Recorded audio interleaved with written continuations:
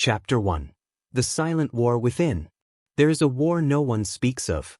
Not fought in the trenches of earth, but in the quiet corridors of your mind.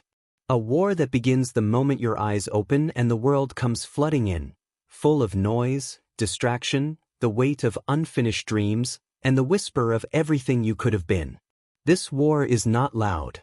It does not cry out. It waits. It waits in the stillness of indecision. It grows in the comfort of delay. And for most, it ends in silence, buried beneath a life half-lived. But you, if you are listening to this, then something inside you has not given up. There is a flicker in your soul, a defiance, a hunger, the ancient fire of those who refuse to kneel to circumstance. And make no mistake, that flicker is not random. It is your inheritance. History is not made by those who wait. It is forged by those who listen to that fire, who listen to the ache in their chest and choose to rise. And again, and again. We speak of success as though it is a prize handed out to the worthy. But success, real success, is earned in the shadows. In the mundane. In the thousands of unseen moments where you choose discipline over distraction, clarity over confusion, purpose over pleasure. It begins not with a grand strategy, not with a perfect plan or a lightning bolt of genius, but with a decision. A single, defiant act of will. And from that decision, one habit is born. One habit that multiplies everything. Before we name it, before we dissect it, you must feel it. You must understand the terrain of your own soul. Because success isn't built by machines, it's built by men and women who bled for it. Who suffered. Who walked through darkness with nothing but vision and conviction. Edison, working 1,000 nights in that cramped lab, fingers blistered, eyes hollow from sleep. Carnegie, a poor Scottish boy who became the steel king of America through obsession and fire. Disney, fired for lacking imagination, who saw magic where others saw risk. And Lincoln, oh Lincoln, born in a log cabin, buried a president. Every inch of his journey was agony, but he walked it anyway. Not because he could, because he must. What they understood, what they practiced until it was bone deep, was this. The habit of showing up. Relentlessly. Unreasonably. Unfailingly. To show up when it's inconvenient. When the applause has stopped. When no one believes. When the plan has failed. When the body aches. When the heart doubts. To show up to your life like it is a calling. Like it matters. Like history is watching. Because it is. You want to change your life? You want to rise beyond the ordinary? Then kill the lie that you need motivation. You don't. You need momentum. And momentum is born the day you choose to show up anyway. The first step is not glorious. The first step is not loud. It is not clean or clear or easy. It is crawling through the fog of uncertainty. It is the 4 a.m. alarm when your bones scream for sleep. It is opening your notebook when your mind is blank. It is lifting the weight when your body whispers, not today. But that first step, that is where the sacred lives. You are not here to live a quiet life of compromise. You are not here to float through comfort. You were made to break, to rebuild, to rise. You were made for depth. And it is only by showing up, again and again, that you earn the right to build anything meaningful. This is what the philosophers tried to tell us. Marcus Aurelius, Roman emperor, stoic to the marrow, wrote in the middle of wars and plagues, "Waste no more time arguing what a good man should be. Be one." That is the habit. Not to argue, not to think endlessly, but to be. To show up as one. Even when you feel nothing. Especially then. Every great life is the story of a single decision, made daily. I will not disappear. I will not retreat. I will not surrender my potential on the altar of doubt. There is no force more transformative than the man or woman who wakes up and chooses to be present. Fully, fiercely, unapologetically. This is not about perfection. Perfection is the lie that keeps you from beginning. This is about progress. Forward motion. One action. One rep. One line. One conversation. One more page. One more try. Because showing up is not a task, it is an identity. When Ford was laughed at for believing the world could be driven by gasoline and steel, he didn't argue. He worked. He failed. He learned. And he worked again. Because his vision didn't require permission. And neither does yours. The world will not hand you permission to live greatly. It will not validate your dream until you make it real. The habit of showing up is how you turn the intangible into the undeniable. It is how dreams become legacies. But to build this habit, you must confront yourself. Your comfort. Your avoidance. Your distractions disguised as duties. Ask yourself, what are you tolerating? What are you allowing to steal your time, your energy, your focus? Because here's the brutal truth. Every time you don't show up, you're practicing disappearance. And disappearance becomes your default. One skipped day becomes a skipped week. One missed opportunity becomes a closed door. Not because you're unworthy, but because you're absent. And you were not born to be absent from your own destiny. You were born to embody it. To chase it down with the reckless abandon of a soul who remembers it has one life and refuses to die with its music still inside. This is the beginning. The storm will come. Life will test you. The world will forget your name. You will be knocked down, broken open, betrayed, exhausted, ignored. And yet, you must show up. Every single day. Because success does not belong to the brilliant. It belongs to the consistent. To those who rise not with excuses, but with fire. You are not here for ease. You are here for evolution. And evolution is the reward of those who do not flinch in the face of resistance. That habit, that sacred act of daily defiance, it multiplies everything. It multiplies skill. It multiplies belief. It multiplies reputation, trust, results, and opportunity. It builds a compound interest of greatness. And it starts now. Not when you feel ready. Not when you have a perfect plan. Not when the world is quiet. Rise. The battle waits for no one. And your life, your real life, begins the moment you make a vow, I will show up, no matter what. Let that be the whisper you carry into the storm. Let that be the seed of every empire you will build. Chapter 2. The Mindset Multiplier. There comes a moment in every life when the external noise becomes deafening: expectations, opinions, distractions, failures, fears, the endless torrent of voices telling you who to be, what to chase, and how to live. And in that chaos, most people forget the single, non-negotiable truth, that the world you experience is not dictated by the events around you, but by the narrative inside you. The mindset, the lens, the internal architecture through which you process everything, that is the multiplier of all success or suffering. It is not your circumstances that determine your future, it is the meaning you assign to them, the frame you choose, the beliefs you refuse to surrender. And until you take ruthless ownership of that inner world, you will remain a prisoner of whatever story the world writes for you. We are not born with a fixed mind. We are born with raw capacity, with limitless neuroplasticity, with a blank canvas soaked in potential, and what happens next is not destiny, but programming. From the first day we open our eyes, we are being trained, by our culture, our parents, our schools, the media, to see the world not as it is, but through the distorted filters of limitation, doubt, conformity, scarcity. We are taught to survive, not to conquer. We are taught to obey, not to question. We are taught to shrink ourselves to fit the small lives others have accepted. But if you want to multiply your results, your growth, your impact, then you must first multiply the strength and clarity of your mindset.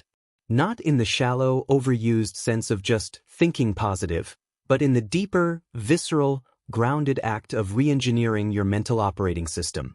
You must challenge every inherited assumption. You must interrogate every voice of internal doubt. You must rewire the frameworks of your identity until your thoughts are no longer a liability but a weapon, sharpened, focused, and aligned with the life you are here to build. Every titan of history was shaped by mindset long before they were known by name. Thomas Edison was not merely persistent. He believed that failure was not a verdict but a teacher, and that mindset alone allowed him to push through 10,000 failed prototypes of the light bulb without losing fire. Henry Ford wasn't just a mechanical genius. He shattered the belief that automobiles were only for the rich because he believed in a future that didn't yet exist, and his mindset made it inevitable. Walt Disney was told he lacked imagination by editors and investors, But in his mind, he saw worlds others called delusions, fantasies, impossibilities, and it was only because he believed harder than anyone else dared to dream that his creations exist today. This is what separates those who break through from those who stay stuck. It is not talent. It is not resources. It is not luck. It is the mind, the beliefs, the operating system, the invisible engine that drives every visible outcome. And you have that same power, but it will cost you. It will cost you your excuses. It will cost you your victimhood. It will cost you the comfort of blame. Because a powerful mindset cannot coexist with a fragile ego. You cannot hold onto your limitations and your greatness at the same time. One must die. So how do you build it? How do you construct a mindset capable of withstanding adversity, rejection, failure, fear, and still move forward with power? You start by making a decision. A real one. The kind that does not come with a backup plan. You decide that from this day forward, your mind is your responsibility. Not your parents. Not your pasts. Not your traumas. Yours. That you will no longer outsource your emotions to random events, no longer hand your focus to distractions, no longer let the opinions of those who have done less decide what you believe is possible. You decide that your thoughts are not facts, they are programs. And like any program, they can be rewritten. But rewriting requires discomfort. It requires you to sit with yourself, to notice the reflexes that keep you small, to catch yourself in the act of quitting before the world even tells you no. It requires you to become ruthlessly aware, not in judgment, but in responsibility. Because the mindset that multiplies success is not passive, it is active, forged in the fire of daily battles between the person you've been and the person you're becoming. And it is in that fire where identity is born. You are not your past. You are not your failures. You are not your bank account, your resume, or your mistakes. You are whatever you decide to be, and that decision is made in thought, reinforced in action, and carved into reality through repetition. Every day, you are training your mindset whether you know it or not. The only question is, what are you training it for? Are you training it for resilience or resignation? Are you feeding it with excuses or with purpose? Are you shaping it through intentional struggle or letting it atrophy through ease and comfort? Because here's the hard truth. The mindset required to build something extraordinary is not created by success. It is forged in resistance. In the moments when it's easier to give up and you don't. In the moments when fear is loudest and you move anyway. In the moments when no one believes in you and you choose to believe harder. Those are the moments when you multiply. When you expand. When you cross thresholds others never reach. There is no secret code. There is only this. Choose your thoughts the way you choose your weapons, carefully, deliberately, with mastery. Your mind is not a storage unit for every toxic idea you've absorbed from society. It is a battlefield and only warriors win here. Every morning you rise, you are entering war, not with the world, but with yourself. The lazy self, the distracted self, the scared self, the entitled self. And the victor is always the one whose mindset is stronger than their mood. This is what separates the dreamer from the doer. It's what separates ambition from legacy. It's what turns vague intentions into unstoppable execution. Mindset is not hype. It is not theory. It is the unseen architecture behind every empire, every invention, every revolution, every redemption story. And if you want to build something that lasts, something that multiplies, then it starts here. Not in the outside world. Not in the future. Not in some guru's course. In this moment. In the silence between one thought and the next. Choose your frame. Choose your lens. Choose your narrative. Because the only story more powerful than the one the world writes about you is the one you write about yourself. And that story begins the day you say, "My mind is mine." Chapter 3. The Belief Engine. There is no force in the world more quietly powerful, more invisibly lethal or liberating than belief. Belief is not just a thought. It is not just an opinion. It is not simply what you say when asked what you stand for. It is the engine of your behavior, the compass of your decisions, the architect of your actions, and the ceiling of your potential.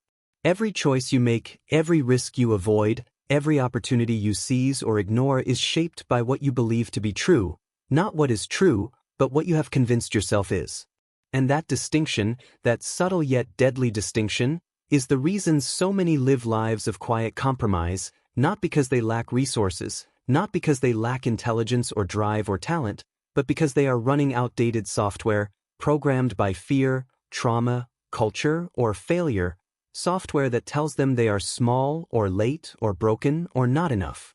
But belief, true belief, forged not in hype but in self-confrontation, is not something you're born with, and it's not something someone else can hand you. It is something you build, brick by brick, day by day, scar by scar.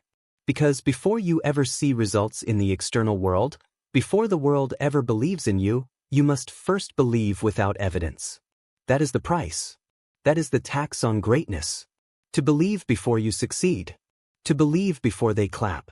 To believe before you have any visible reason to do so. That is what separates the builders from the beggars. That is what divides the creators from the consumers. That is the foundation of all transformation, belief that transcends circumstance. Do you think Andrew Carnegie began with belief handed to him on a silver platter? He was a factory worker's son in a one-room house with no electricity, no education, and no advantages. But he believed with so much clarity and obsession that he would one day command empires of steel, that every action he took, every hour he spent learning finance, business, communication, negotiation, was rooted in that internal certainty. That belief became his infrastructure, invisible but unshakable. It guided him like a lighthouse through every storm, every risk, every failure. And if you study every extraordinary life, from Lincoln to Jobs to Oprah to Musk, you'll find the same pattern. They believed when it was irrational to believe. They believed when the evidence said, quit, when the critics said, stop, when their past said, you can't. They believed anyway. And that belief became the root system of the tree they would one day climb. But here is the part most people never tell you. Belief is not something you just have, like a lucky charm. Belief is something you generate, intentionally, strategically, and with daily discipline. It is not passive. It is built. You must become the engineer of your belief system, not the victim of it. That means studying your internal dialogue like an enemy intelligence file. That means catching every automatic thought that begins with, I can't, or I never, or I'm not, and dismantling it with force and reason. That means writing a new mental script that serves your destiny, not your history. Because the truth is, most people are not limited by reality, they are limited by permission. Permission to believe they are worthy. Permission to believe they are capable. Permission to believe their past does not dictate their future. But here's what no one teaches you in school. No one is coming to give you that permission. Not your boss, not your parents, not your mentors, not the world. You must give it to yourself. You must declare from within that your belief does not need validation. It only needs commitment. That is where power begins, not in waiting for proof, but in choosing conviction. And conviction, real conviction, is not loud. It doesn't need to be. It's not hype, not arrogance, not blind delusion. Conviction is quiet fire. It is the inner knowing that you will outlast the doubt, that you will outwork the statistics, that you will outgrow your limitations. It is the quiet decision to move forward, even if your legs are shaking. Because belief is not about how you feel, it is about what you do. It is about the actions you take when no one is watching. It is about the standards you set when no one is enforcing them. It is about the story you tell yourself every morning when the alarm goes off and the world is still asleep. So ask yourself, what do you really believe? Not what you say you believe when you're around others, not the motivational quotes you post, but what you demonstrate through your discipline, through your focus, through your effort. Because your results are the mirror of your beliefs. If you believe you're capable, you act accordingly. If you believe you're broken, you self-sabotage. If you believe you're just not that type of person, you never even try. And over time, those small moments of decision accumulate, and they crystallize into character. Belief is not just mental, it's behavioral. It shows up in how you walk into the room. It shows up in how you speak, how you carry your body, how you respond to resistance, how you treat your craft. That is why high achievers operate on a different wavelength. Not because they have fewer fears, but because they've trained their belief systems to run on clarity, not chaos. They've taught themselves to believe in possibility, not probability. And in that belief, they find an edge that the world cannot steal. You have the same capacity, not because someone said so, but because it's a fact of human neurobiology. Your mind is not a fixed entity, it is programmable, plastic, trainable. And the beliefs you hold today are not sacred, they're patterns. They were learned, and therefore, they can be unlearned. You can rebuild your identity from the ground up if you're willing to suffer for it. If you're willing to question everything. If you're willing to bleed in the pursuit of a version of yourself the world has not yet seen. Belief is not an event, it is a system. It is a machine that either multiplies your momentum or devours it. Every thought you allow in, every doubt you entertain, every fear you obey, it feeds the machine. And over time, that machine will either carry you toward your destiny or drag you into regret. That is the gravity of belief. It is not a small idea. It is the central engine of all achievement. So ask yourself this and answer without flinching. What belief are you willing to bet your life on? What belief are you willing to defend in the face of failure? What belief will you choose to hold when the entire world tries to rip it out of your hands? Because that belief, that one unbreakable, unshakable, unstoppable belief, that is the seed of the empire you haven't built yet. And everything you touch, every skill you sharpen, every risk you take, every person you influence, will be touched by the strength or weakness of that belief. So choose carefully. And once you choose, protect it with everything you have. Because belief is the multiplier of all possibility. And your life will expand only as far as your belief dares to go. Chapter 4. The Power of Clarity. There is a reason most people drift through life without ever touching the edges of their true potential, a reason they chase 1,000 paths yet arrive nowhere, a reason they are exhausted but empty, busy but aimless. It is not because they lack work ethic or ambition or dreams, it is because they lack clarity. And clarity is not a luxury. It is not something you figure out once everything else is working. It is not some intellectual exercise you do on a retreat. It is the foundation. It is the root of all momentum. Without clarity, every action is diluted, every decision is compromised, every opportunity becomes noise. You cannot move with power when you don't know what you're aiming at. You cannot multiply anything, discipline, habits, energy, time, if it is being poured into a directionless void. And in a world addicted to movement, to speed, to reacting instead of choosing, clarity is not only rare, it is revolutionary. We live in an age where distraction is designed, where the economy thrives on your confusion, where every device in your hand and every voice on your feed pulls you away from your own inner signal and buries you under the weight of other people's priorities. So, most people live by default. They don't build, they react. They don't design their life, they inherit one. They go to school because it's what they're told. They take a job because it's what pays. They stay in relationships because it's what's comfortable. They scroll endlessly not because they're lazy, but because clarity is painful and distraction is anesthetic. Because clarity forces you to confront everything you've been avoiding. Clarity demands honesty, precision, responsibility, and that terrifies most. But if you want to become the kind of person who multiplies success, who moves through life with power and command and purpose, then clarity cannot be optional. It must become your obsession. You must know what you want with such precision that the world's noise becomes irrelevant. You must know why you want it with such depth that even your worst days don't shake your direction. You must be able to articulate your mission so clearly that every cell in your body aligns behind it. That is not motivation. That is identity. That is the result of ruthless internal work. The kind of work most people avoid because it does not come with applause. Clarity begins not with answers but with questions. Questions most people are too distracted to ask. Who am I without the roles the world gave me? What do I want before anyone else's expectations enter the room? What pain am I willing to endure in exchange for a life that actually matters to me? What values do I refuse to compromise? no matter the cost. These are not surface-level reflections. These are the questions that tear through illusion and demand that you strip away everything you're not until all that's left is truth. Because clarity is not about adding more. It's about removing the noise, the clutter, the lies. It is the art of subtraction until only the essential remains. You cannot chase 10 priorities and expect to master any. You cannot say yes to every invitation and build anything worth remembering. You cannot live with vague goals and expect precise outcomes. The human mind is not designed to thrive in chaos. It is designed to thrive under focus. It is engineered to move mountains when it has a single target. But give it too many, and it collapses under its own weight. That is why the highest performers, the most iconic leaders, the most prolific creators all share one common trait: clarity of purpose. They know where they're going. They know what matters.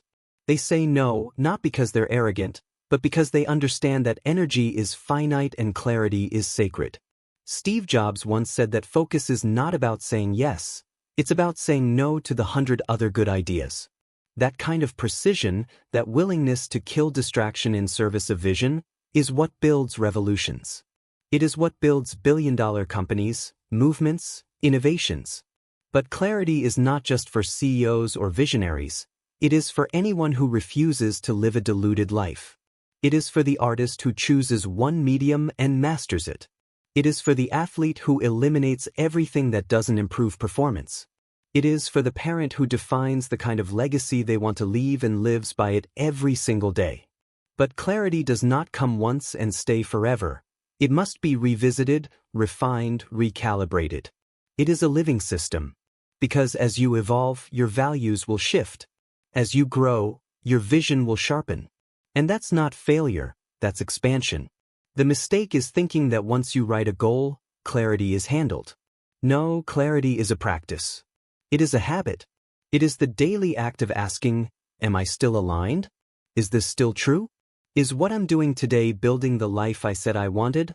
Or am I just performing productivity to avoid my real work? Because here's the truth, clarity is not always exciting. It's often boring.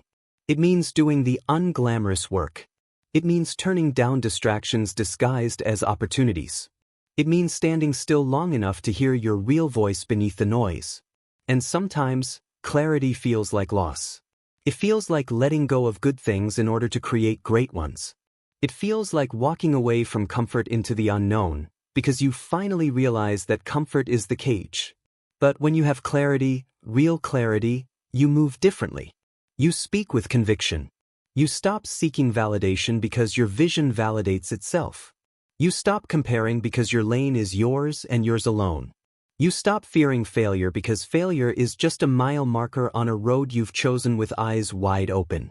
Clarity gives your struggle meaning. It gives your pain purpose. It gives your sacrifices direction. And when the storms come, and they will come, it is clarity that keeps your feet on the ground and your eyes on the horizon. Without it, you will drift. With it, you become unstoppable. So ask yourself, not someday, not next week, but now, what do I really want? What life do I refuse to die without creating? What mission am I willing to suffer for? And then ask again tomorrow. And the next day. And every day until the answers are no longer intellectual. They are emotional, visceral, cellular. Until your entire life becomes an extension of that clarity.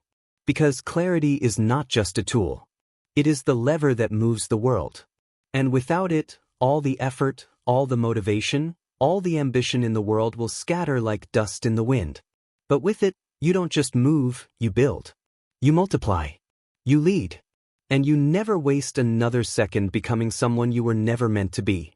Chapter 5. The Purpose Principle.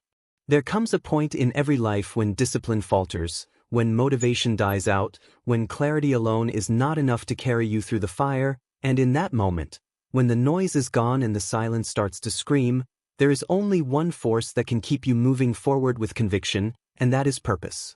Not the kind of purpose that lives in slogans or mission statements, not the kind you copy and paste from a self-help book and pretend to believe, but the kind that sits like a burning coal deep in the center of your chest, the kind that aches when you ignore it, the kind that outlasts failure, boredom, fear, betrayal, and fatigue. That kind of purpose does not come from the world. It comes from within, and it must be discovered, not inherited. It must be earned in solitude, through suffering, through asking questions most people are too afraid to face. And when you find it, not just intellectually but emotionally, spiritually, in your bones, it becomes your multiplier. It becomes the gravity that pulls you forward through the storm when logic says turn back. Purpose is not an accessory to success. It is the engine behind all greatness. Without it, you will eventually quit, no matter how talented, no matter how disciplined, no matter how many hours you work, because effort without meaning always runs dry. But with purpose, true, unshakable purpose, you become dangerous. You become relentless. You become the kind of person who does not need hype, who does not rely on the applause or the weather or the mood of the day, because your fuel comes from something deeper, something eternal. That's what separates icons from imposters. It's what made Mandela survive 27 years in prison without bitterness. It's what made Martin Luther King speak with power even when the threats came daily. It's what made Helen Keller, blind and deaf, go on to teach and write and lead.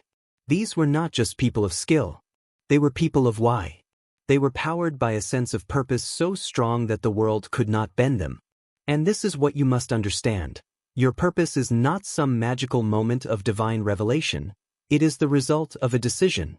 A decision to stop living passively. A decision to stop chasing what looks good and start pursuing what feels real.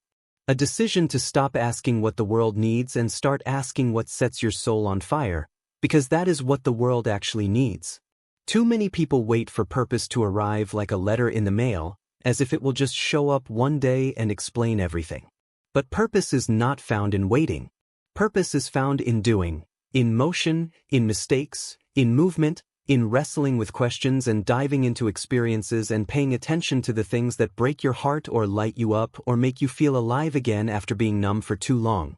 You don't stumble into purpose. You build it. You build it by aligning your actions with your values, by choosing meaning over comfort, by committing to something larger than yourself. Purpose grows where service begins. It's not just about your dreams, it's about who benefits when you rise. It's about the ripple effect of your life when you stop making yourself small and start standing for something that matters. That's the truth nobody wants to hear, that your life is not just yours. You are part of a chain. Your choices impact more than you can see. When you grow, others are lifted. When you shrink, others suffer. Purpose is about taking ownership of that weight and choosing to carry it with honor. And yes, it's heavy. But heavy is not bad. Heavy is necessary. Because easy doesn't change you. Light doesn't challenge you. And you weren't born for ease. You were born for impact. But you will never find it until you stop asking what you're allowed to do and start demanding what you must do. Until you stop seeking comfort and start embracing responsibility. Until you look at the shortness of life, at the staggering brevity of your existence, and realize that wasting your days on things that mean nothing is the ultimate form of betrayal, not just of yourself, but of the people who need you to show up and be more. Purpose is not a feeling, it is a direction. And when it's real, it gives you clarity in chaos. It gives you peace in pressure. It gives you fire in fatigue. It's what makes the soldier run toward danger, what makes the mother endure the pain of childbirth again and again, what makes the artist pour his soul into a canvas that no one may ever understand. Purpose is what makes the grind sacred. It's what makes sacrifice feel holy. Because when you are driven by purpose, even suffering becomes meaningful. But here's the truth you must remember: purpose is not something you visit once. It is something you must return to again and again. You must protect it, water it, strengthen it. Because the world will try to strip it from you every single day. It will offer you distractions, rewards, shortcuts, validations that feel good in the moment but pull you further from your center. You must resist. You must return. You must remind yourself constantly why you began. Why it matters. Who you're doing it for. Because when purpose is present, progress follows. And when purpose is absent, even success becomes hollow. So go back to your source. Go back to the pain you overcame. Go back to the people who raised you, or failed you, or shaped you. Go back to the promises you made to yourself when no one else believed. Go back to the vision you had as a child, before the world told you to be realistic. Go back to the fire. And stay there. Not because it's easy, but because it's you. Because your soul knows when it's lying. And when you're out of alignment, nothing works. But when you're in purpose, when every step is aligned with your deepest convictions, you don't just move, you multiply. You expand. You attract. You lead. You become a lighthouse in a storming world, not because you're perfect, but because you're anchored. Purpose is that anchor. It holds you when everything else breaks. It steadies you when the plan fails. It reminds you that this is not about how fast you move, but how aligned you are. It transforms suffering into sacrifice, effort into devotion, life into legacy. You want to change your life? Find your purpose, and tie every action, every habit, every hour to it. Then watch how fast your strength returns. Watch how clear your decisions become. Watch how much smaller your excuses feel. Because purpose is not something that weighs you down. It's what gives your pain wings. Chapter 6. The Disciplined Decision. There is a hard truth about the life you want, and it's this: there is no version of it that exists without discipline. No dream you're chasing, no body you want, no career you envision, no relationship you admire will ever materialize through emotion alone, through inspiration alone, through fleeting bursts of motivation that come and go like the weather. The real bridge between the life you talk about and the life you actually live is built with discipline. Repetitive, unglamorous, often thankless action, taken consistently, especially on the days you want to do anything but show up. And until you understand this, deeply, not as a cliché, but as a core law of creation, you will continue to feel frustrated, like your potential is always just out of reach, like you're waiting on some elusive force to come rescue you. But discipline doesn't wait to be rescued. Discipline is the decision to stop waiting altogether. Discipline is the contract you sign with yourself, a binding agreement between the version of you that wants to rise and the version of you that wants to remain. And make no mistake, both versions are always in the room. One of them wants comfort. One of them wants freedom. One of them wants ease. The other wants excellence. And only one can win. You decide which one every single time you hit snooze instead of rise. Every time you avoid the work instead of facing it. Every time you reach for the quick pleasure instead of building long-term power. Discipline is not about feeling like doing it, it's about doing it anyway. It's not about passion, it's about principle. And it is this principle, this personal code, that becomes your edge when talent fails, when motivation fades, when luck runs out. Every extraordinary person you admire has walked the same path, not the path of inspiration, but of discipline. Not the path of constant motivation, but of constant choice. It is not willpower alone that built the achievements of Da Vinci or Churchill or Jordan or Elon Musk. It was an internal system that said, regardless of how I feel, I move. Regardless of who notices, I build. Regardless of whether it works today, I continue. That is discipline, not the loud effort you post about, but the quiet effort you repeat when no one's watching. The workout when no one claps. The practice session after failure. The lonely morning when you show up for your business, your writing, your vision, with no guarantee of reward. That is where discipline lives. That is where transformation begins. Because the truth is, you will never rise higher than your standards. You will never outperform your habits. You will never achieve beyond the systems you repeat. And the people who achieve extraordinary outcomes don't do so because they're extraordinary people. They become extraordinary through extraordinary habits, repeated for long enough that the world can no longer ignore them. Discipline is the process that takes a random burst of potential and turns it into inevitable results. But you must decide, really decide, that your word to yourself is non-negotiable. You must decide that you trust your future enough to invest in it today, even when today offers nothing but discomfort in return. This is the decision most never make. They think discipline is a personality trait. They think some people are just wired that way. But that's a lie told by the weak to justify their inaction. Discipline is not a trait.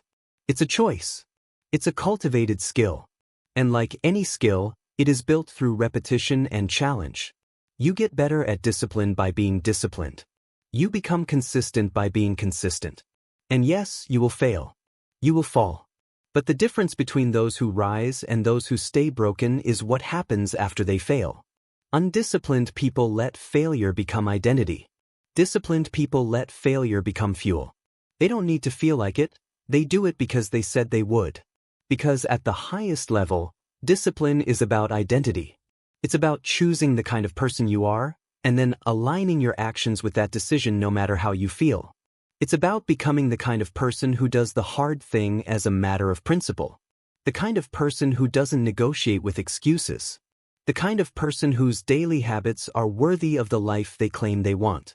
And this identity, this internal standard, must be chosen. Not by the world. Not by your circumstances. By you. Because nobody is coming to save you.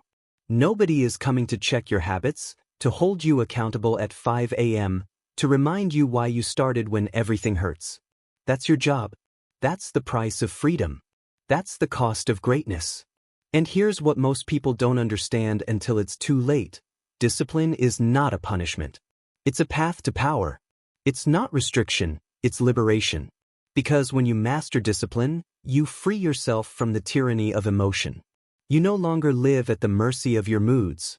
You no longer wait to feel like it. You act. You execute. You move. And in a world where most people are paralyzed by their own inconsistency, your consistency becomes a superpower. But you must choose it every day. You must wake up and earn it. You must protect it like a sacred fire, because life will try to extinguish it. People will mock it.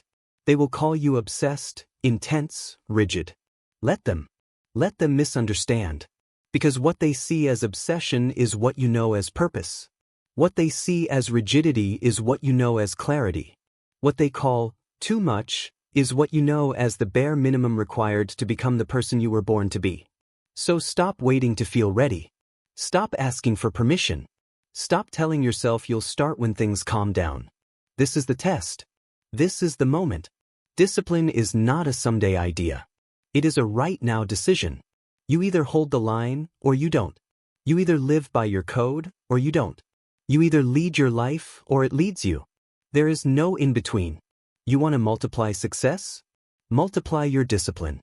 Multiply the frequency of your effort. Multiply the intensity of your focus. Multiply the number of times you show up when it would be easier to stay small. That's where it happens. Not in theory. In practice. In sweat. In silence. In repetition. Day after day, brick after brick, until one day you look up and realize, you didn't just build discipline. You became it. And once you become it, everything changes. Chapter 7. The Action Imperative. There is a moment in the life of every person who dares to dream, who dares to envision something greater, when the internal voices start screaming, what if I'm not ready? What if I fail? What if they laugh? What if this doesn't work? And the natural instinct is to hesitate, to wait for more information, more validation, more certainty. But the brutal, liberating truth is this: nothing changes until you act. Not your mindset, not your belief, not your clarity, not your vision, not your results. Because all of it, every dream you've scribbled in a notebook, every idea you've spoken about over coffee, every plan you've rehearsed in your mind 1,000 times, remains fiction until action turns it into reality. And most people never cross that line. They live in the fantasy of almost. They become experts at planning, at thinking, at talking. But they never move. And movement, not intention, is what transforms a life. The world does not reward potential, it rewards execution. It does not care how smart you are, how pure your intentions are, how perfectly outlined your strategy is. It responds to movement. That's how empires are built. Not by the most talented, but by the most decisive. By those who act. Those who are willing to walk through the fog of uncertainty and make decisions before they feel fully ready. That is the gap where most people disappear, not because they lack skill, but because they never start. They wait for perfect timing, perfect confidence, perfect conditions. And in doing so, they surrender their lives to hesitation. But the people who actually do the impossible, the ones we quote, admire, remember, are not the ones who waited. They are the ones who moved, even when they were scared, even when it was messy, even when the outcome was unclear. Action is the great separator. It is the invisible line between the talkers and the builders, between the daydreamers and the doers, between the ones who hope and the ones who make it happen. And once you cross that line, once you start moving with urgency and ownership and courage, something shifts inside you. You begin to trust yourself in a different way. Your self-respect grows. You stop needing outside permission. You stop asking for someone to save you. Because now, you are leading your own life. You are no longer a spectator. You are in the arena. That's what most people miss. Action is not just about results, it's about identity. Every time you act, you cast a vote for the person you're becoming. Every time you choose execution over excuses, progress over perfection, momentum over fear, you reinforce a new standard for yourself. And over time, those actions compound. They build self-trust. They create new patterns. They shift your identity from someone who wants to someone who does. And once that shift happens, once your self-concept aligns with action, you become unstoppable, not because it's easy, but because now you're operating from integrity. You say it and then you do it. You decide and then you deliver. That alignment is what gives you power. That's what makes others follow. Not your charm. Not your ideas. Your ability to act. Action is not something you do when it's convenient. It must become who you are. It must be automatic, habitual, non-negotiable. You must stop asking, should I? And start saying, I will. You must build a personal operating system where motion always beats hesitation, where doing always beats doubting, where movement becomes your baseline. Because that's the difference between average and extraordinary, the average wait and the extraordinary initiate. They don't wait to be chosen. They don't wait to be invited. They begin. They go. They build. And when it breaks, they fix. When it fails, they adapt.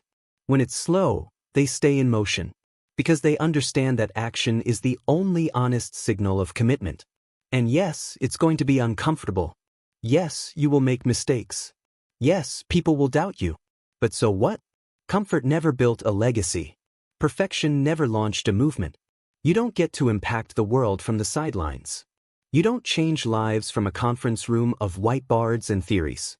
You change lives when you do the thing. When you write the first page. Make the first call. Start the first workout. Record the first video. Show up before you're ready and dare to figure it out in real time. Because that's how greatness is built. Not in ideas. In actions. And understand this, action creates clarity. Not the other way around. Most people wait until they know what to do, but clarity is not something you get before you move. It is something you find while you move. You take the step, and then the next step becomes visible. You make the move, and then the lesson emerges. Action is the antidote to overthinking. It is the killer of doubt. Because you can't be paralyzed by fear and executing at the same time.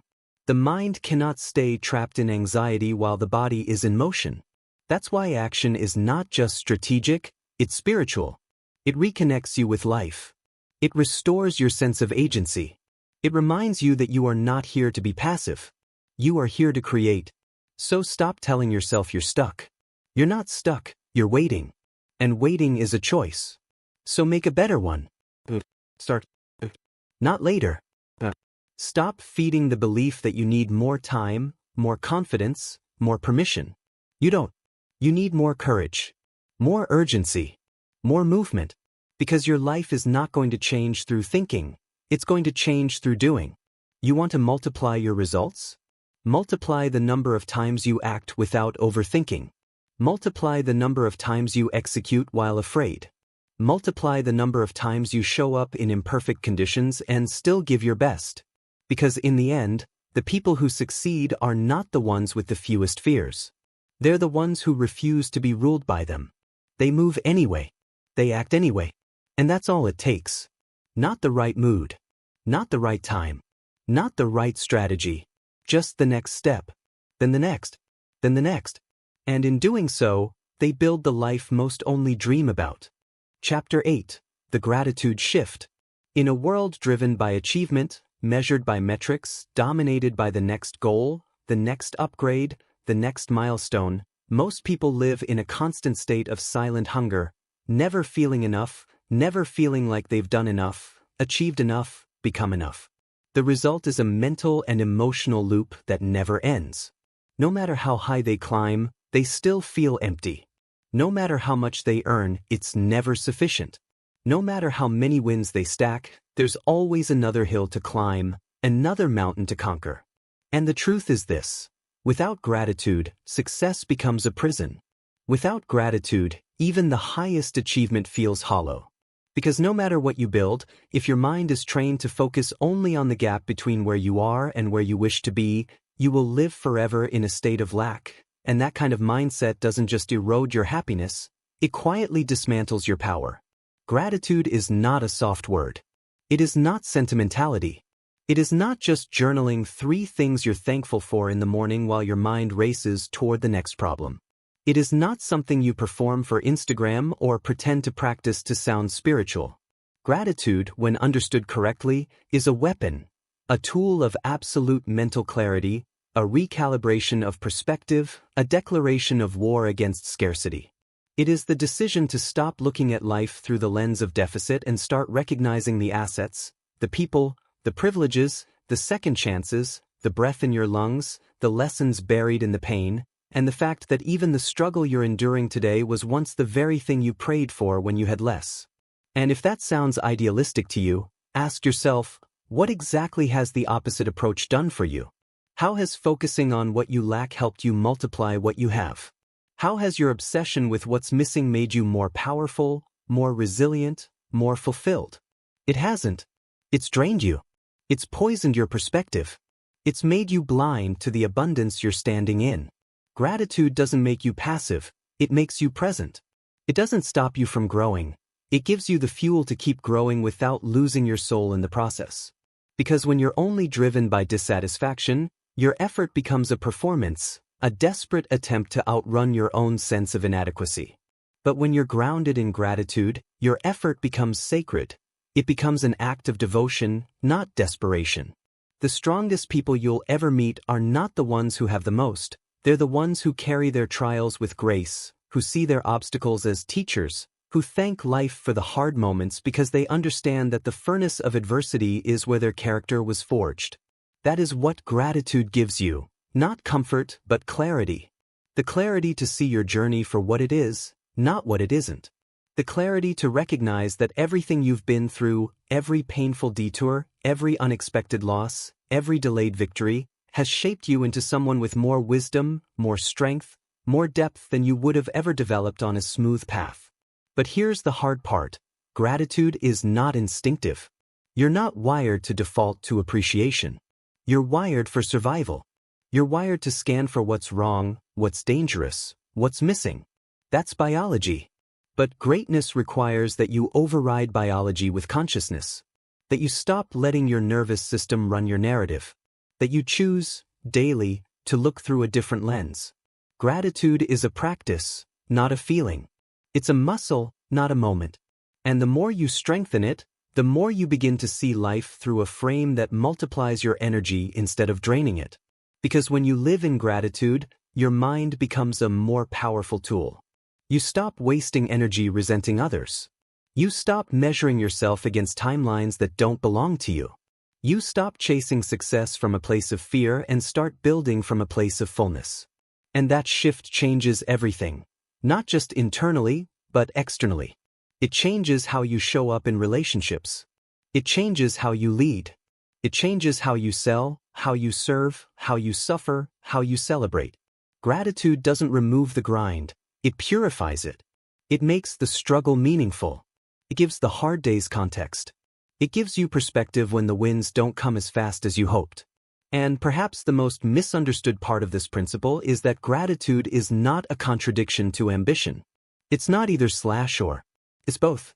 You can be deeply grateful for what is and still ruthlessly committed to what could be. You can hold appreciation and hunger in the same hand. That is the mark of maturity. Immature minds think it has to be all joy or all drive. But the most powerful builders in the world are those who can chase the future with fire in their eyes while still grounding themselves in the gift of the present. They understand that when you build from gratitude, you stop needing external outcomes to validate your worth. You move with peace, not panic. You push with love, not fear. And because of that, you can endure more. You can risk more. You can carry more, because you're no longer building from emptiness. You're building from overflow. Gratitude is what transforms pressure into privilege. It's what turns burden into opportunity. It's what makes your work sacred, even when no one claps, even when the results are delayed, even when the path is unclear. Because now, you're not just grinding for validation. You're honoring what you've already been given. You're saying, I recognize the miracle that I'm even here, that I get to breathe, that I get to try, that I get to fail forward and wake up again tomorrow and try again. You want to multiply your life? Multiply your gratitude. Multiply your awareness of the blessings already surrounding you. Multiply the appreciation you show to those who believe in you, even when you don't believe in yourself. Multiply your ability to see the hand of grace in the moments that once looked like setbacks. Multiply the gratitude for the younger version of yourself who made decisions, however flawed, that carried you to this chapter. Because the more grateful you become, the more magnetic you become. People want to follow someone who carries light. They want to trust someone who sees clearly. They want to be led by someone who is rooted, not rattled. Gratitude is not just personal development, it's personal leadership. It's emotional discipline. It's a battle cry in a culture obsessed with more. Because when you choose to be deeply, unapologetically grateful, you break the spell of scarcity. And once you break that spell, you unlock a level of creativity, courage, and energy that scarcity could never produce. So take inventory, not of what's missing, but of what's already here. Of what you've already survived. Of what you already carry. And from that place, build. From that place, grow. From that place, multiply. Chapter 9. The Adaptability Instinct.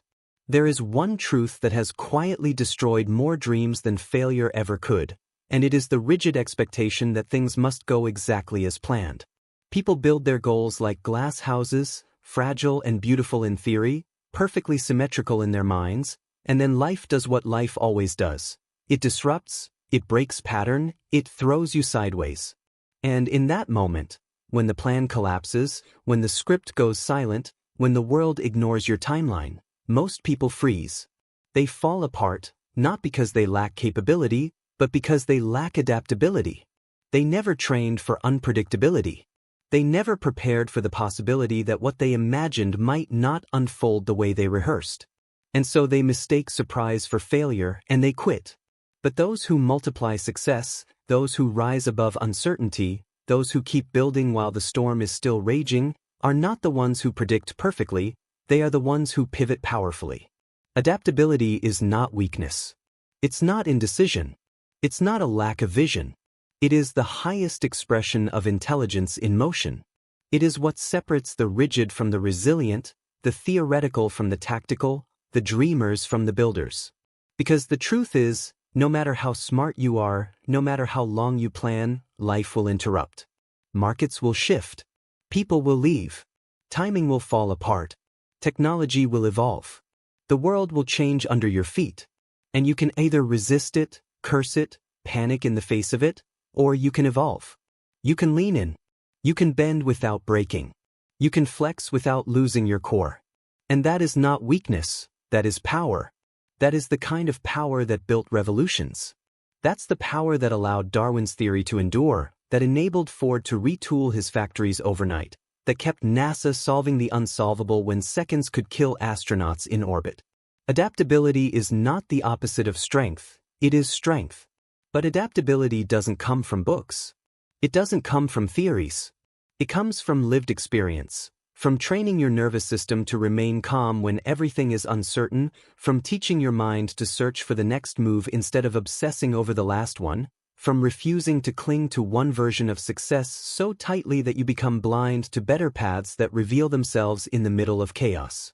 And this requires humility, because adaptability begins when ego ends. It requires the courage to admit, what I planned no longer works. Who I was is no longer enough. What I expected is no longer reality. But that does not mean I am done, it means I must transform.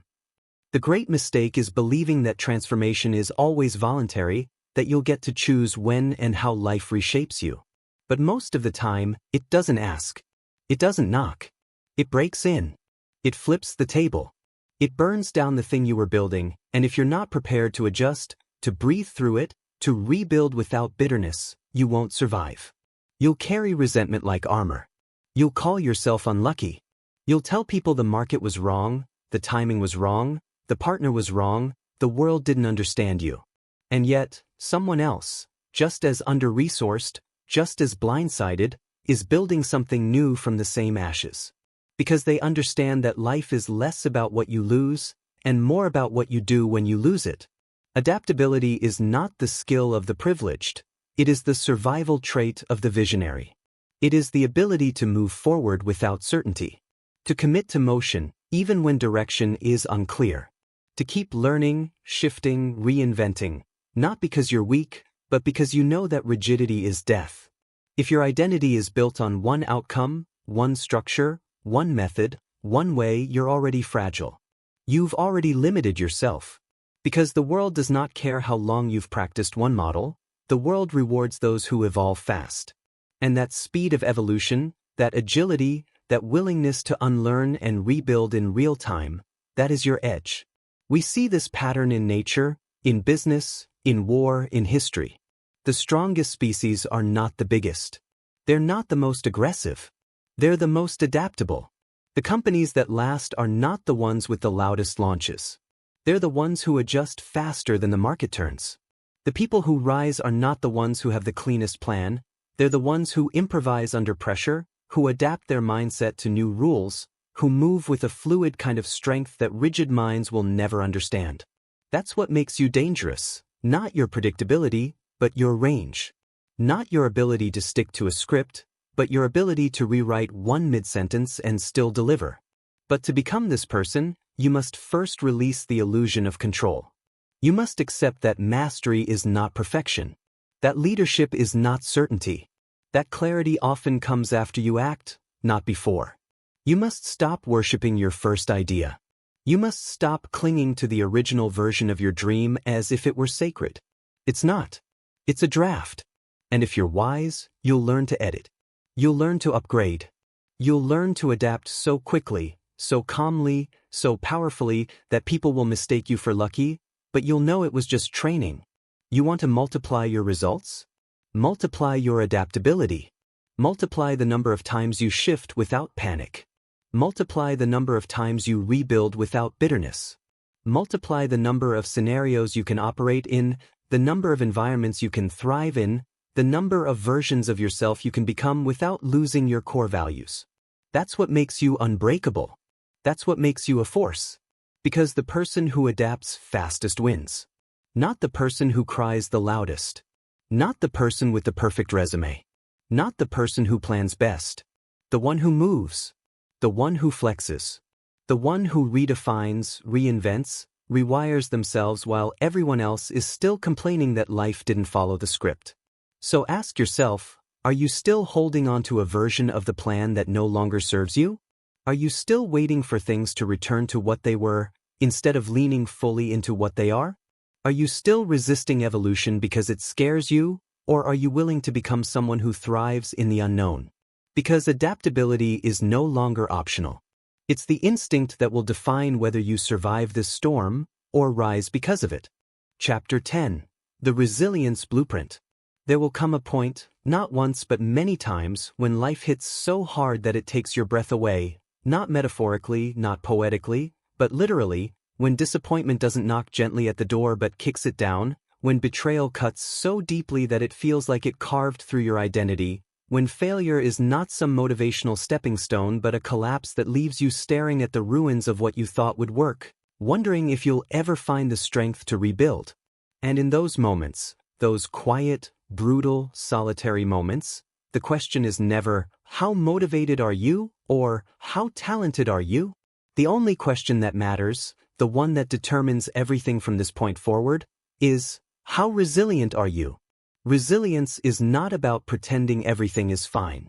It is not about plastering a smile over grief or posting positive quotes while your inner world fractures.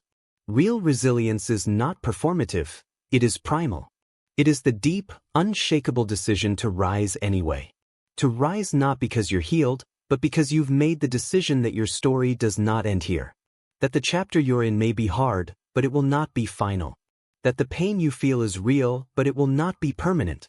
Resilience is not glamorous, it's gritty. It's the fight in your blood that refuses to die. It's the quiet voice inside that whispers, "Not yet," when everything around you says, "It's over." And here's what most people don't understand until life teaches them the hard way. Resilience is not something you have or don't have. It's not a gift, not a trait, not some genetic advantage you're either born with or without. It's a blueprint, something you build.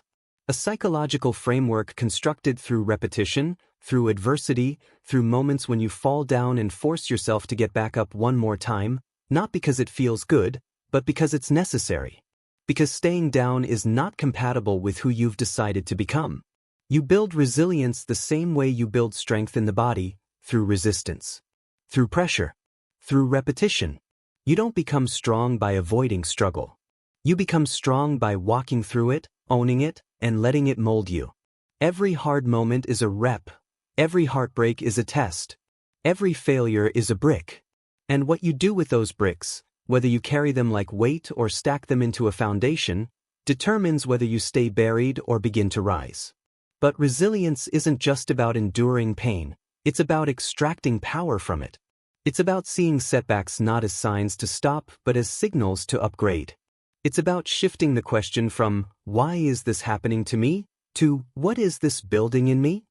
Because that shift, that small but massive mental pivot, is the difference between victims and victors. Between those who crumble under pressure and those who are forged by it. This is the truth. If you want to do anything great, anything lasting, anything that touches the edges of your true potential, you will suffer. Not maybe. You will be rejected. You will be misunderstood. You will fail in public. You will be betrayed by people you trusted. You will wake up some days with a weight in your chest and no clear reason why. That is the price. Not the punishment, the price. And it is in those moments, not in the highlight reels, not in the winning speeches, but in the trenches, in the raw darkness of the battle, that resilience is either developed or destroyed. Resilience is the blueprint that allows you to build when others retreat. It's the pattern in your nervous system that says, "I've been here before and I know how to breathe through it." It's not about denying the pain, it's about navigating it. Understanding that the fire doesn't burn you because you're weak. It burns because you're building. And the stronger you get, the more intense the fire becomes. But it cannot consume you if you understand that the pain has purpose. The strongest people you know, those who lead with humility and power, those who stay calm under pressure, those who keep showing up no matter how many times life knocks them down, they're not that way because life was easy for them. They're that way because they've built a blueprint. They've been in the pit. They've been broke. They've been abandoned. They've lost it all and clawed their way back. And now, when the storm comes again, they don't panic. They remember. They remember who they became in the last storm. They remember what they survived. And because of that memory, they keep moving. You want to multiply your potential? Multiply your resilience. Multiply your capacity to bend but not break. Multiply your willingness to sit in discomfort and let it refine you. Multiply your ability to feel pain without letting it redefine you. Because that's what unbreakable people do. They feel everything and they keep going anyway. They don't numb. They don't run. They don't pretend. They process. They breathe. They learn. They integrate. And then they move. But here's the final truth you must tattoo onto your soul. Your resilience is not just for you. It is for every person who watches you, who learns from your courage, who borrows your strength when they have none of their own. When you rise, you become proof that it's possible. When you endure, you give others permission to endure. When you come back stronger, you change not only your life, but the lives around you. That's the hidden miracle of resilience. It's contagious. Your survival becomes someone else's instruction manual. So don't you dare let the pain be wasted. Don't you dare let the fire die out. Don't you dare shrink into the version of yourself that gave up too soon. You were born to withstand. You were built to evolve. And this moment, this dark, hard, confusing, painful moment, is not the end. It is the forge. Now rise. Chapter 11. The Learning Loop. If there is one advantage that outlasts talent, outperforms luck, and outpaces raw intelligence, it is the ability to learn with speed, humility, and relentless repetition. Not just once. Not just when it's easy.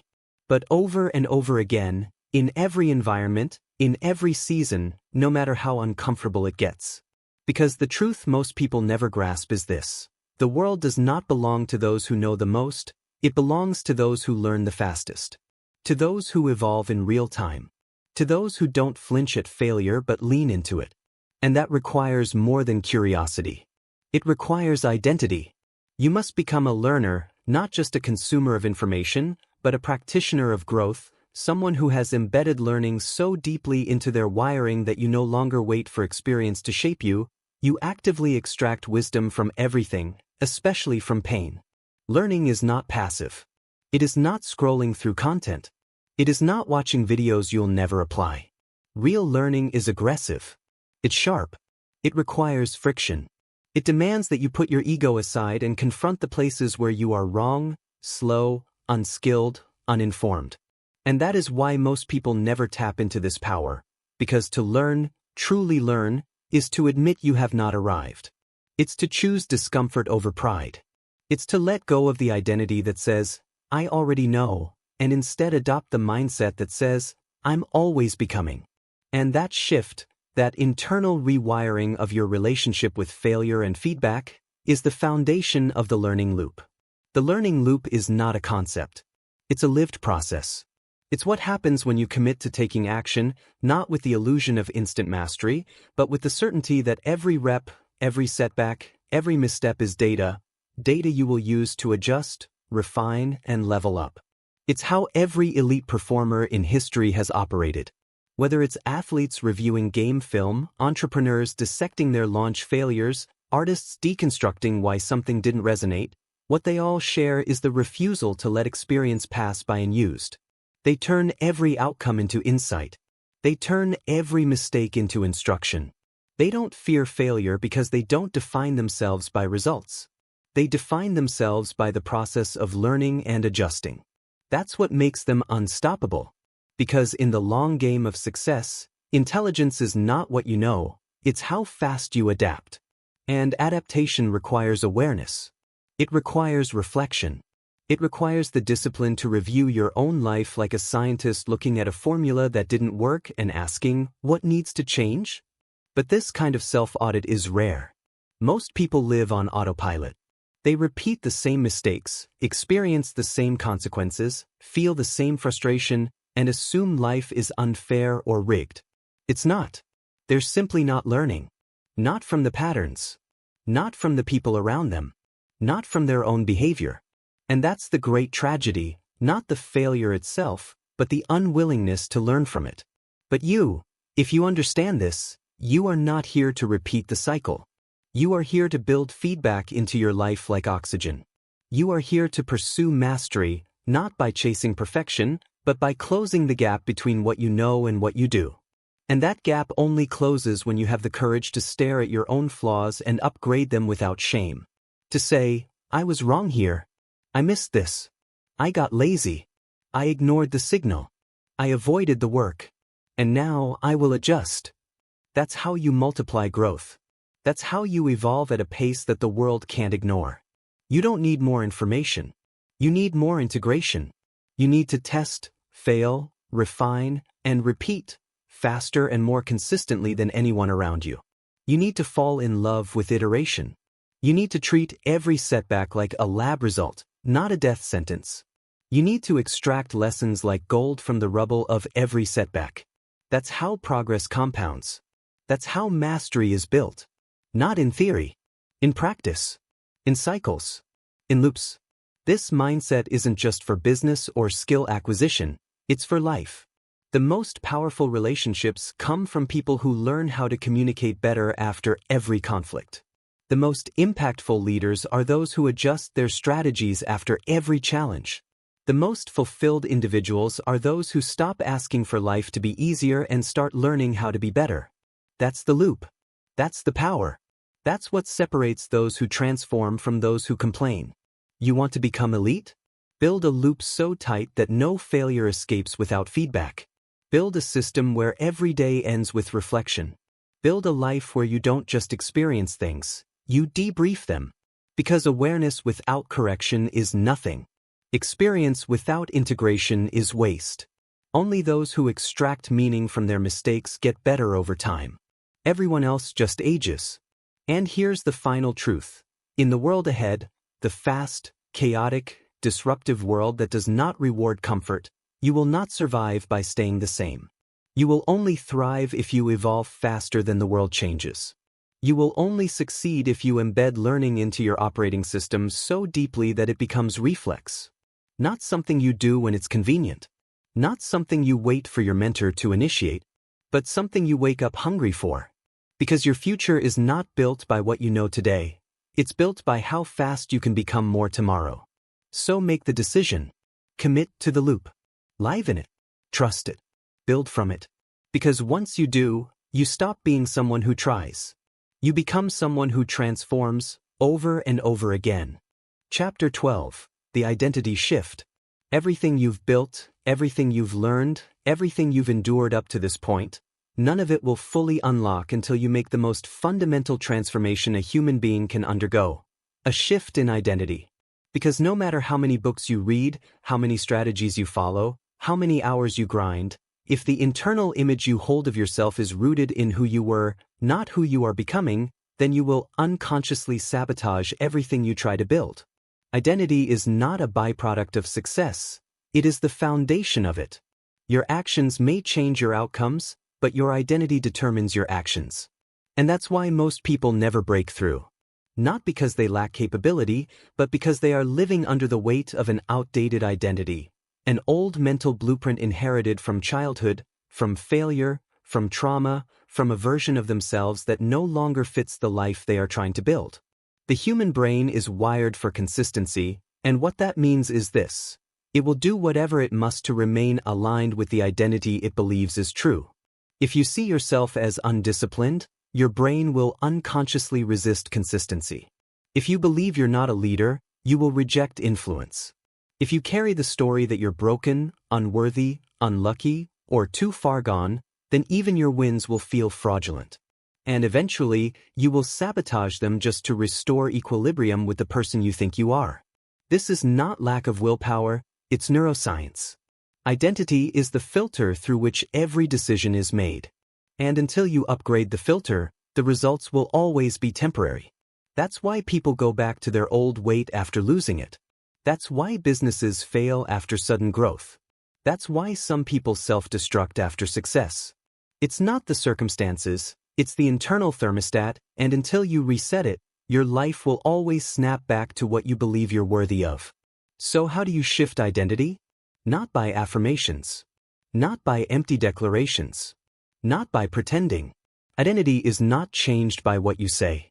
It is changed by what you prove to yourself repeatedly until it no longer feels like effort. It feels like who you are.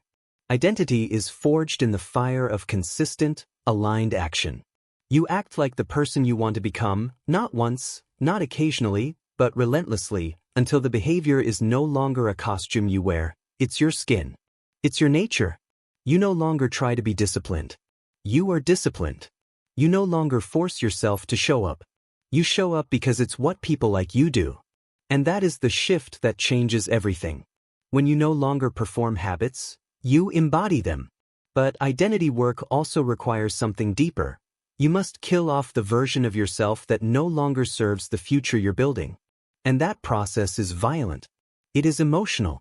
It is spiritual. Because you're not just letting go of habits, you're letting go of the comfort, the relationships, the belief systems, the coping mechanisms that once protected you but now limit you.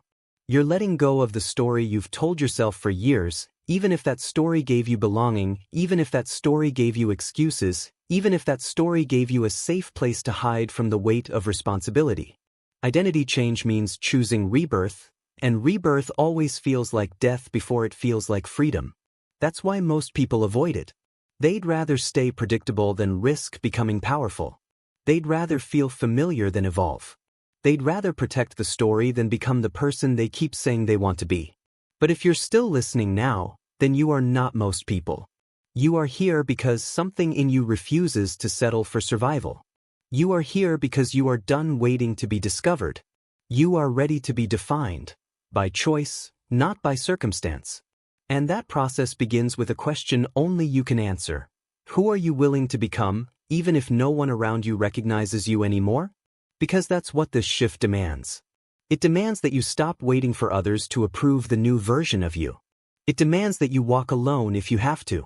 That you speak differently, think differently, move differently, even if the people in your current life don't understand it. And that's okay. Because the life you want is not hiding inside your current identity. It's waiting on the other side of who you could be, if you finally gave yourself permission to become it. But identity is not just about becoming something new. It's about remembering what was always there, buried beneath the doubt, beneath the conditioning, beneath the fear and failure and fatigue. It's not about creating a fake version of yourself. It's about returning to the core, the part of you that was always strong, always resilient, always visionary, even when life tried to beat it out of you. The shift is not fabrication. It's excavation. You're not inventing greatness, you're uncovering it. And the world will feel it. Not because you're louder, but because you're more solid. People respond differently to someone who knows who they are. Doors open faster. Momentum builds quicker. Respect follows naturally. Not because you demand it, but because your presence now carries weight. Because your energy no longer whispers doubt. It broadcasts alignment. That's the real shift. That's the multiplier. It's not just what you do. It's who you've become while doing it. So if you want to change your life permanently, stop chasing tactics. Stop collecting surface-level habits. Go to the root. Go to the identity. Decide who you are, not based on the past, not based on what's popular, but based on who you were designed to be at full capacity. Then act from that place until the world has no choice but to see it, respond to it, and mirror it back. Because in the end, there is no strategy more powerful than alignment. No tactic more sustainable than identity. No multiplier greater than becoming the kind of person who naturally creates the outcomes others still chase with force. This is the shift. This is the edge. This is where it all changes. You don't need more time. You need to become the kind of person who doesn't wait. And from that place, from that identity, there is no version of your future that is off limits. Because once you shift who you are, the world cannot help but shift around you. You don't chase transformation. You embody it. And that changes everything.